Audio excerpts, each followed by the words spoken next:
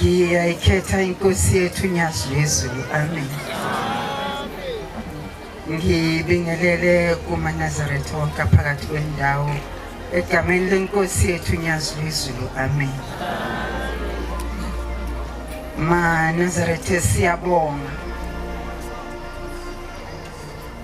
ukuthi kufikelele ithuba umntwana wethu ukuthi namhlanje uyongena esigabeni sobumama, uyongena kuJamani. Sibonga izalukazi zakubo esiphumile abantwana basezulwini zathungatha zayositholela umkhwenyana. Singoba bakho ke osazana sikufisela indlela enhle emhlophe la uyakhona. Uthatha ke olunye uhambo manje mntanami la kwaFaziland. Sikucelela inhlanhla nesibindi sokuthi lolu hambo oluthathayo ke manje uNkulunkulu abe ngakuwe nabakini babe ngakuwe. Nezalukazi lapho ganela khona zibe ngakuwe. Akukho kokunye mntanami, inhlonipho lapho uyakhona. Hloniphe umyeni wakho, thande umyeni wakho, ungabi nomsindo emzini wabantu. Sasizwa ke abantu abadala bathi ngisho uchitha amanzi awasaphazi njengoba uthela abadala balowo muzi. Sicelela inhlanhla ukuthi ungamthethisi umkhwenyana. Umkhwenyana othethiswayo uyasaba ukubuya ekhaya. Athi noma ebuya emsebenzini athi awu angidlula lapha egarage ngilinde ngize ngithole inkomo yahlaba eselele.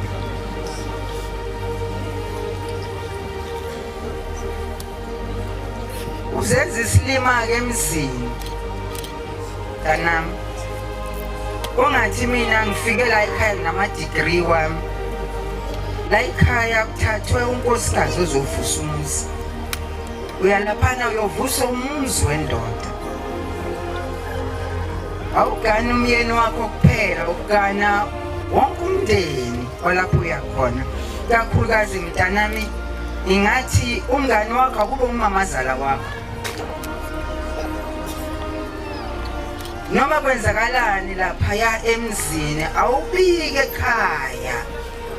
Ngani noma izinto zenzeka. Uma ubatshela basekhaya bacoli kanti wena uzayilungisa indaba nomkhwenyana. Bona lokho bebheka kabi umkhwenyana bethi uphatha kabi umntwana wethu. Ongenani utshela uyise kamkhwenyana. Akube nomahluko ke mntanami ukuthi umyeni wakho useganiwe. Ubonakala ngesikhaftini ke inkosana eganiwe sesibuke nje bedla futhi awaganiwe ke. Akuphakwa mntanami bese kuyahlanganiswa konke iphalishi konke ithanga konke khabishi. Hayi uma uphaka ukudla kamkhwenyana uyakwehlukanisa. Istarch eceleni, iprotein eceleni, iveg eceleni. Athi uma ebeke lapho umkhwenyana bona bathi ganiwe futhi uganwe kahle. Ngingawakhohlwa-ke amazwi mntanami engawatshela umama esehambe emhlabeni. Uthi umama hamba kabi mntanami, ngahamba ungakagani, kodwa abafikile abakithi bathi babuyele emuva. Ngafika bafika wawusafunda, ngathi uma ingathola nje i-profession aqede isikole ayofundela umsebenzi, babuya futhi usuqedile esikolweni bathi sizokulanda ngoba udala ugula. Bathi mabebuya kwesithathu ngathi Nkosi yami mayingagana nje balileke mntanami, bathi cha sibuyele emuva kwesithathu sesizokuthatha. Uthi-ke umama mntanami, ngiyacela ungisize ngoba bengicabanga ukuthi uyogana ngisaphila. Emzini uhlala uklini, athi umyeni mayisezobuya emsebenzini akuthola uqhaqhazela azakuza ukuthi ubuye phi emini. Cha, ulindele umyeni. Wathi umyeni wakho mntanami angalambi, hlala unokudla la endlini mayethi ulambile umsheshisele adle manje.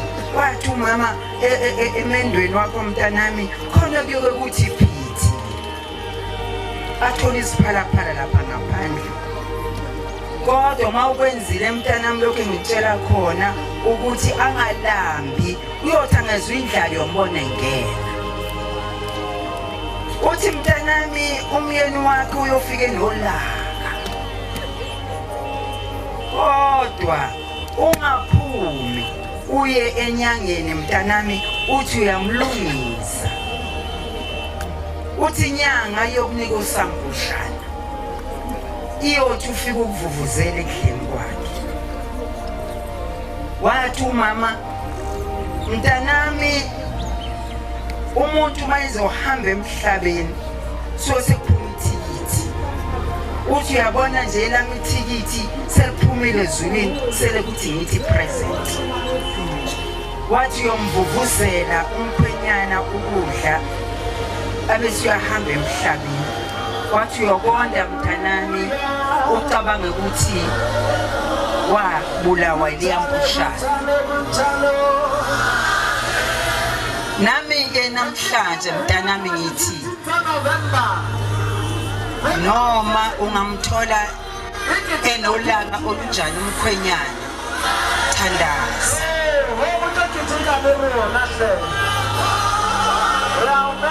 Ube nesihlabelelo sakho mntanami noma ngabanzima kanjani, uthi Nkosi yethu simakade simi phambi kwakho, ucela izalukazi ezikuphela omendo, uthi ngibambiseni.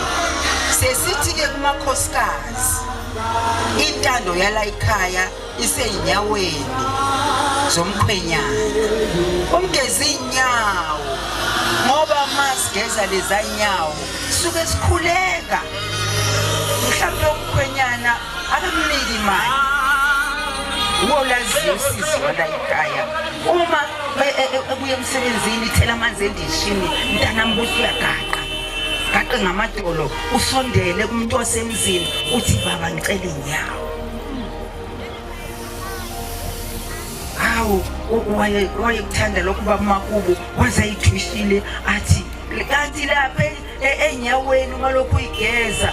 Uthi hawu zalukazi zala ekhaya njengoba nje nimbona umntwana wena anginiki imali, bika konke lapha enyaweni, mcele lapha enyaweni sikunikeza ikhambi lomendo. Ungabe mningi mntanami emlonyeni.